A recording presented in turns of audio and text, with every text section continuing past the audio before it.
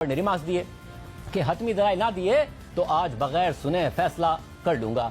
मैं फैसला सुना नहीं रहा हूं, लेकिन आज हतमी दलाइल होंगे। हतमी दलाइल देते हैं या नहीं देते ये फरीकैन की मर्जी है, लेकिन अदालत फैसला महफूज कर देगी। इसके बाद इस्लामाबाद हाईकोर्ट में समाअत के दौरान चेयरमैन पीटीआई के वकील ख्वाजा हारिस ने मौक़िफ़ इख्तियार किया कि सेशन जज ने कहा है कि कोई भी ना आया तो फैसला महफूज कर लेंगे। तो चीफ जस्टिस आमिर फारूक ने उनसे कहा कि आप सेशन जज को बताएं कि हाई कोर्ट में मामला ज़ेरे इल्तवा है। इस पर इलेक्शन कमीशन के वकील अमजद परवेज ने भी कहा कि सेशन अदालत में दलाइल मैंने शुरू करने हैं, मैं भी बता दूंगा। इस दौरान सेशन अदालत में वक्फे के बाद समाअत शुरू हुई तो जज हुमायूं दिलावर को पहले चेयरमैन पीटीआई के वकील और फिर इलेक्शन कमीशन के वकील साद हसन ने बताया कि इस्लामाबाद हाई कोर्ट ने 3:30 बजे का वक्त दिया है।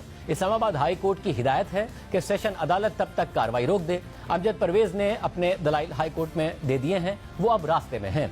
इस दौरान जज हुमायूं दिलावर ने रिमार्क्स दिए कि अभी तक इस्लामाबाद हाई कोर्ट से कोई डायरेक्शन ट्रायल कोर्ट को नहीं मिली है। इस्लामाबाद हाई कोर्ट ने ट्रायल कोर्ट को दलाइल सुनने से रोका तो नहीं है ना। तो इलेक्शन कमीशन के वकील साद हसन ने बताया कि इलेक्शन कमीशन के वकला आज अपने दलाइल देने को तैयार हैं। इसके बाद जज हुमायूं दिलावर ने समाअत में फिर वक्फा कर दिया, जिसके बाद दोबारा समाअत शुरू हुई। इस्लामाबाद हाई कोर्ट से आने वाले इलेक्शन कमीशन के मरकजी वकील अमजद परवेज से जज हुमायूं दिलावर ने इस्तफसार किया कि क्या इस्लामाबाद हाई कोर्ट ने कोई स्टे की डायरेक्शन दी है। तो इलेक्शन कमीशन के वकील अमजद परवेज ने जवाब दिया कि नहीं, इस्लामाबाद हाई कोर्ट ने ट्रायल रोकने या स्टे की कोई डायरेक्शन नहीं दी। तो जज हुमायूं दिलावर ने उनसे कहा कि तो फिर आप अपने हतमी दलाइल देना शुरू करें, जिस पर अमजद परवेज ने आज ही अपने हतमी दलाइल दिए। जबकि इस दौरान चेयरमैन पीटीआई के वकला जज से कहते रहे कि chief justice Islamabad high court ने कहा है कि अगर ट्रायल कोर्ट में दलाइल हो रहे हैं तो नहीं होने चाहिए, मगर जज हुमायूं दिलावर ने अमजद परवेज को दलाइल जारी रखने दिए। जिसके बाद समाअत में एक और वक्फा कर दिया गया और जब वक्फे के बाद दोबारा समाअत शुरू हुई तो इस्लामाबाद हाई कोर्ट के फैसलों के इंतजार में ट्रायल कोर्ट में समाअत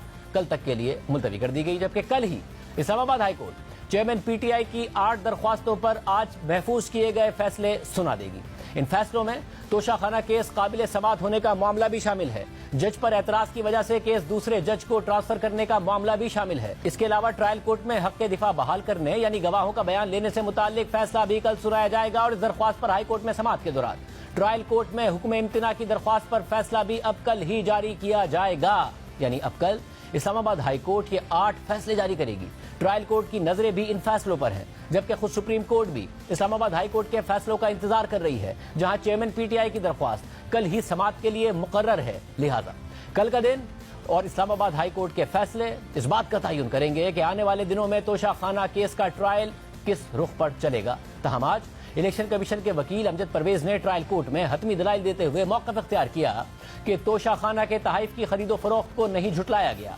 चेयरमैन पीटीआई ने 2018-19 में तोशाखाना से 10 करोड़ 70 लाख रुपए के तहाइफ अपने पास रख लिए और उन्हें असासा जात में जाहिर नहीं किया। चेयरमैन पीटीआई तो खुद मानते हैं कि तहाइफ तो अपने पास रखे लेकिन जाहिर नहीं किए। तोशाखाना केस एक जुमले पर मुहित है, यानी तहाइफ रखे गए लेकिन जाहिर नहीं किए गए। अमजद परवेज ने मजीद कहा कि चेयरमैन पीटीआई ने 10 करोड़ 70 लाख रुपए के तहाइफ अपने पास रखने के लिए 2 करोड़ 10 लाख रुपए अदा किए और फिर कहा कि उन्होंने तहाइफ 5 करोड़ 80 लाख रुपए में पहले ही बेच दिए थे, इसलिए फॉर्म बी में जाहिर नहीं किए थे। हालांकि ये उन्हें फॉर्म बी में जरूर बताना चाहिए था। FBR और प्राइवेट अकाउंटेंट ने भी तहाइफ को जांचा है। अब अगली समाअत कल सुबह 8:30 बजे तक मुलतवी हो गई है और कल अगर इस्लामाबाद हाई कोर्ट से रिलीफ नहीं मिलता और सुप्रीम कोर्ट भी कोई स्टे ऑर्डर नहीं देती तो चेयरमैन पीटीआई के वकील को भी अपने हतमी दलाइल देने पड़ेंगे। इस पूरी सूरत हाल पर हुकूमत गहरी नजर रखे हुए है, बहुत ज्यादा दिलचस्पी ले रही है। वज़ीर आज़म के मामले खुसूसी अता तारड़ खुद अदालत भी जा रहे हैं, समाअतों के बाद प्रेस कॉन्फ्रेंस भी कर रहे हैं।